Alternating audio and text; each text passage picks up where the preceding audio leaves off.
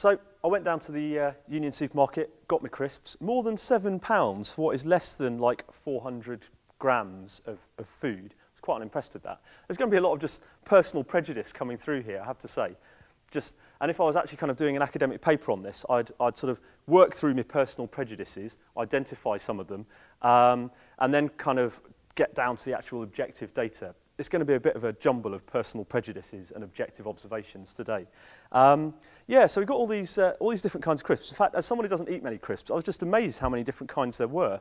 I got a bit kind of bamboozled. But really quickly, you start to see some kind of patterns in what's going on with this material. It's not always linguistic as such, but I'm not going to worry too much about that just yet. So let's kind of take this as our kind of bog standard kind of crisp, right? We've got...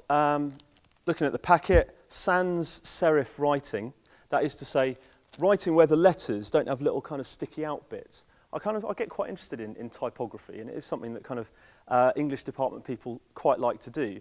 So Walker's a sans serif. Monster Munch, also sans serif. Who else have we got? Oh, sea salted, not sure. Sometimes serifs, sometimes not. And then everyone else is serifs. So that gives us one categorisation. We've got your kind of bog standard crisp and also Monster Munch, which is arguably your kind of wacky kids crisp, right? Shiny monster. What do we get if we read the back? Roast beef. Where have you been? Where haven't I been, you mean? As far as monsters go, they say I'm more famous than Nessie. Let me tell you, it's great to be back on pack. Genius, right? Bit of punning there, so we could probably do something with that linguistically. But yeah, kind of light-hearted, first person, trying to reach out to a kind of audience that's looking for a bit of immediacy, I suppose. So, yeah, we've got our sans serif ones, but then we've got these kind of crisps that are trying to look rather more serious. McCoys have got something about being real.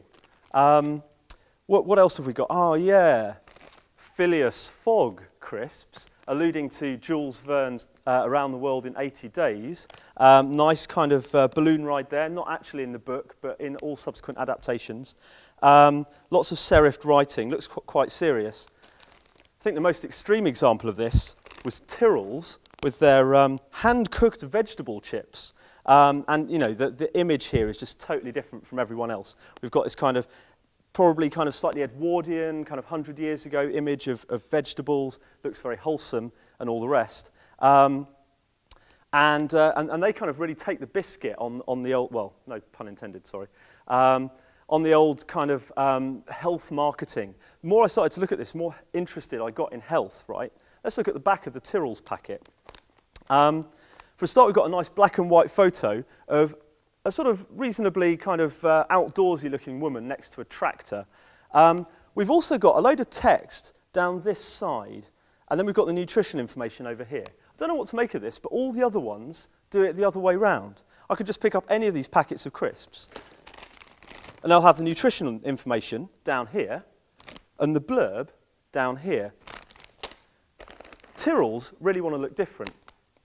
So I've started to be able to see some patterns in typography that I can start to correlate with content of the writing on the crisps and the kind of images that are being used as well.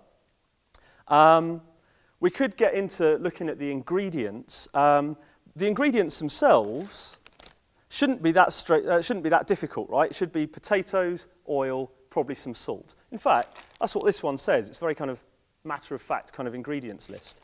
When we get into kettle chips, what do we get? Select potatoes, sunflower oil, sea salt and crushed black peppercorn seasoning.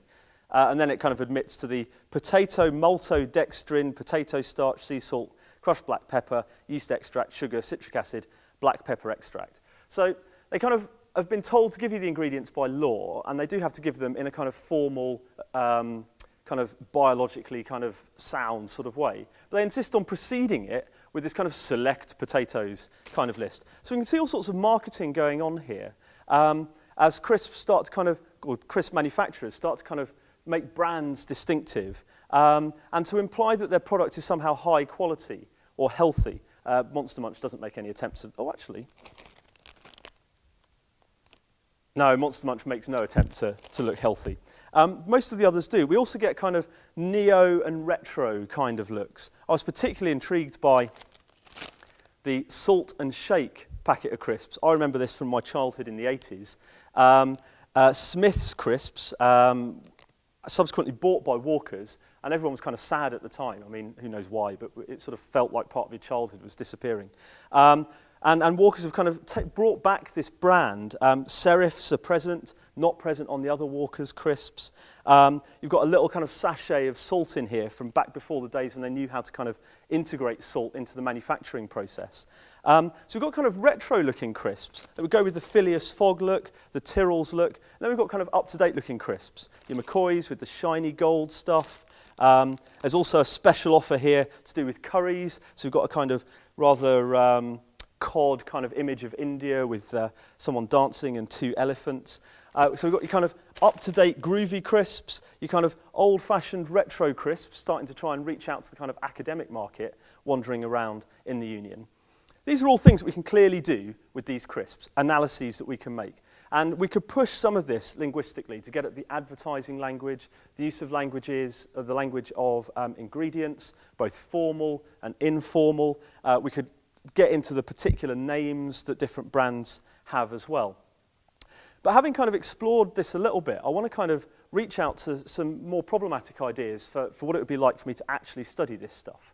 As someone who works on language, I don't have a great deal of material here, so if nothing else, I'd have to get a much bigger data set. If that was only in the UK, that might be quite limiting. One of the things that I think I might have conveyed by bringing all these different crisp packets out is that it's only really through comparison that we can really get a grip on a lot of text. This is true when you're studying Shakespeare. I often say to students, look, I'm asking you about this sonnet, but what you need to do is go and imagine what that sonnet would be like if it was written differently in order to appreciate what you've actually got. Comparing 2 texts can be very helpful. And so comparing crisp packets is kind of good. And the bigger my data set, probably the more I could do with it. But a lot of what I'm talking about is not just about language. It's about visuals. It's about understanding food biology. It's about understanding how markets work. And this is reaching out into what I would think of as very interdisciplinary territory. If I wanted to do a really good linguistic study of crisps, or to just push the concept, literary study of crisps, I'd actually have to be able to kind of move out into all sorts of other disciplines, food science and sociology and advertising and design, art history maybe. And those disciplines are very hard to get hold of. And that's kind of going to lead me into the last bit of this talk, where I'm going to kind of step away from the crisps and start thinking about disciplines and the canon and what it means to study something at A-level and what we should and shouldn't put on the syllabus at A-level. Let's get the crisps out of the way and then move on.